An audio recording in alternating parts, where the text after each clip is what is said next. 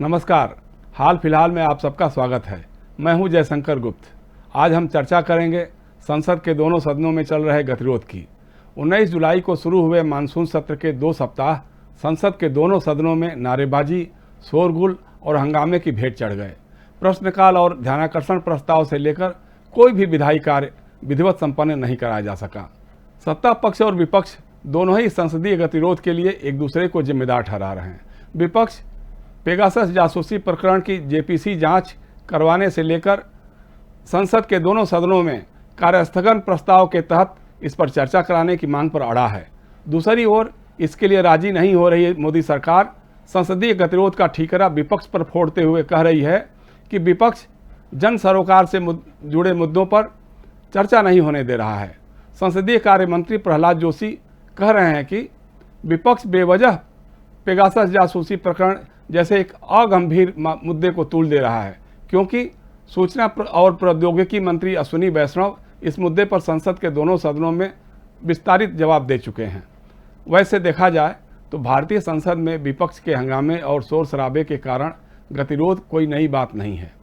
सत्ता पक्ष और विपक्ष के बीच नोक-झोंक, बहसबाजी, एक दूसरे पर दोषारोपण या फिर यदाकदा सदन में हंगामा और बहिर्गमन तो पहले भी होता रहा है, लेकिन हाल के दशकों में सदस्यों के सदन के बीच में आकर शोरगुल और नारेबाजी अब आम बात हो गई है।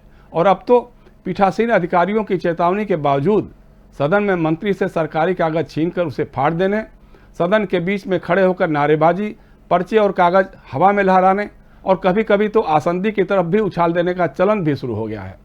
इसे स्वस्थ और पारदर्शी संसदीय लोकतंत्र के लिए जायज तो नहीं कहा जा सकता है, लेकिन इसके लिए किसी एक पक्ष को जिम्मेदार भी नहीं ठहराया जा सकता।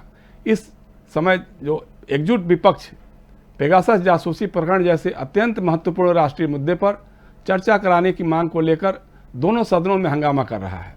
पेगासस मामले में अगर सरकार का दामन पाक साफ है तो वह इसकी जांच और सदन में चर्चा करवाने को राजी क्यों नहीं हो जाती है। इस बीच फ्रांस की साइबर सुरक्षा एजेंसी ने अपनी जांच के बाद पेगासस स्पाईवेयर के जरिए मीडिया पार्ट के 2 पत्रकारों लिनाक ब्रेडॉक्स और एडवी प्लेनेल के टेलीफोन हैक किए जाने की पुष्टि कर मामले को और गंभीर बना दिया है। गौरतलब बात यह भी है कि इसी मीडिया पार्ट ने राफेल युद्धक विमानों की खरीद में हुए कथित भ्रष्टाचार का रहस्योद्घाटन किया है। फ्रांस की सरकार अब इस मामले की जांच नए सिरे से करवा रही है। इस बीच इजरायली कंपनी एनएसओ ग्रुप के पेगासस स्पाईवेयर को न सिर्फ दुनिया के कई और देशों बल्कि इजराइल में भी विरोध के स्वर तेज हो रहे हैं। इजराइल की सरकार ने तो उसके ठिकानों पर छापेमारी भी की है। इसके बाद ही एनएसओ की तरफ से कहा जा रहा है कि उसके जासूसी उपकरण के दुरुपयोग के मद्देनज़र कुछ सरकारी एजेंसियों को पेगासस स्पाईवेयर के इस्तेमाल पर रोक लगा दी गई है। ऐसे में भारत सरकार यह कहकर नहीं निकल सकती कि यह एक गैर जरूरी या अगंभीर मुद्दा है। जाहिर सी बात है कि महंगाई, बेरोजगारी, सीमाओं की सुरक्षा, कोरोना महामारी से निपटने में कथित लापरवाही जैसे जन सरोकार से जुड़े ऐसे कई मुद्दे हैं जिन पर संसद में चर्चा होनी ही चाहिए, लेकिन इसके बहाने पेगासस जासूसी मामले पर चर्चा नहीं कराने की सरकार की बात आसानी से हजम नहीं होती और विपक्ष इसके लिए सरकार को खटखड़े में खड़ा करने का अवसर भी अपने हाथ से जाने देना नहीं चाहता है। विपक्ष के रणनीतिकारों को लगता है कि संसदीय गतिरोध के जरिए वे देशवासियों को बताने में सफल हो रहे हैं कि जासूसी मामले में घिर गई सरकार के पास कुछ भी बताने को नहीं है और वह इसकी जांच इसलिए भी नहीं करवाना चाहती है क्योंकि इससे जासूसी प्रकरण का सच सामने आ सकता है। आम जन को भी लगने लगा है अब तो कि सरकार कहीं न कहीं इस मामले में गलत है, तभी तो जांच और चर्चा से भाग रही है। उसे यह बताने में क्या हर्ज है कि उसने एनएसओ से पेगासस स्पाईवेयर खरीदा है कि नहीं खरीदा, और अगर खरीदा है तो इसके जरिए वह किसकी जासूसी करवा रही थी। यही मांग तो पत्रकार, राजनेता, विपक्ष के साथ ही भारतीय जनता पार्टी के वरिष्ठ नेता और सांसद सुब्रमण्यम स्वामी भी कर रहे हैं। मीडिया रिपोर्टों में पेगासस स्पाईवेयर के जरिए भारत में जिन लोगों के फ़ोन हैक कर उनकी जासूसी करने की बात सामने आ रही है, उनमें न सिर्फ विपक्ष के बड़े नेता, केंद्र सरकार में मंत्री, पत्रकार, वकील, सामाजिक मानवाधिकार कार्यकर्ता, बल्कि कुछ उद्यमी और वरिष्ठ अधिकारी भी हैं। राज्यसभा में कांग्रेस यानी विपक्ष के नेता मल्लिकार्जुन खड़गे के अनुसार पेगासस जासूसी प्रकरण बहुत गंभीर मामला है। इस पर चर्चा के बाद ही हंगामा थमेगा और दूसरे विषय पर संसद में चर्चा हो सकेगी। दरअसल संसद में हल्ला-गामा और गतिरोध हमारे राजनीतिक तंत्र का अनिवार्य अंग सा बन गया है। कांग्रेस और अन्य विपक्षी दलों ने भाजपा के नेतृत्व वाली राजग सरकार के खिलाफ संसद में गतिरोध पैदा करने की जो रणनीति अभी अपनाई है, यही रणनीति 2004 से लेकर 2014, खासतौर से 2009 से लेकर 2014 तक यूपीए सरकार के ज़माने में भाजपा और उसके सहयोगी दल अपनाते रहे हैं। उस समय तत्कालीन प्रधानमंत्री डॉक्टर मनमोहन सिंह के नेतृत्व वाले यूपीए शासन के दौरान कथित कोयला आवंटन और 2G स्पेक्ट्रम आवंटन में हुए कथित घोटाले और मुंबई के आदर्श हाउसिंग सोसाइटी के घोटाले की जेपीसी जांच की मांग को लेकर भाजपा के नेतृत्व में हंगामों के कारण संसद के सत्र दर सत्र बाधित हो रहे थे। एक बार तो पूरा का पूरा शीतकालीन सत्र ही नहीं हो सका था। इसके चलते 15वीं लोकसभा का तकरीबन 66% समय बर्बाद हुआ था। राज्यसभा का भी तकरीबन 61% समय शोरगुल, नारेबाजी और हंगामे की भेंट चढ़ गया था।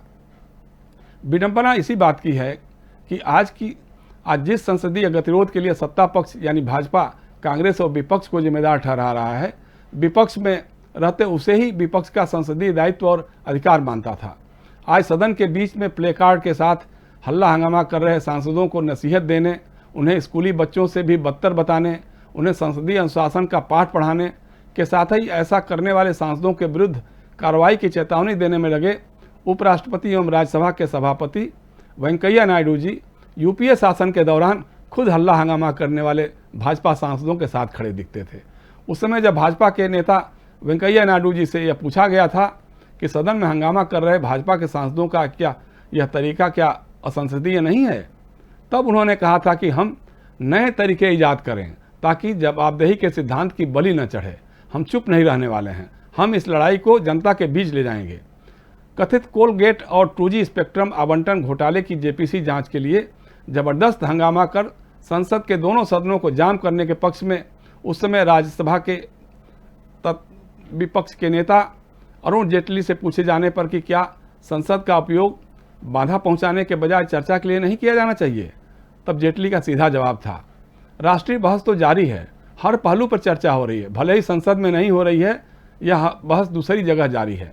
हमारी रणनीति यह है कि संसद में इस पर बहस मत होने दो बस। तब लोकसभा में विपक्ष की नेता रही सुषमा स्वराज जी से भी पूछा गया था कि क्या वह नहीं जानती कि संसद के कामकाज में बाधा पहुंचाने से राष्ट्रीय खजाने को कितना नुकसान होता है। आप जानते ही हैं कि अभी भी जब संसद में गतिरोध होता है और हल्ला हंगामे के कारण संसद की कार्रवाई ठप हो जाती है तो सरकार गिनाती है कि प्रति मिनट इतने लाख रुपए का खर्च होता है संसद पर, और उसके चलते जो संसद में गतिरोध है उसके चलते कितने करोड़ रुपए का नुकसान हुआ है।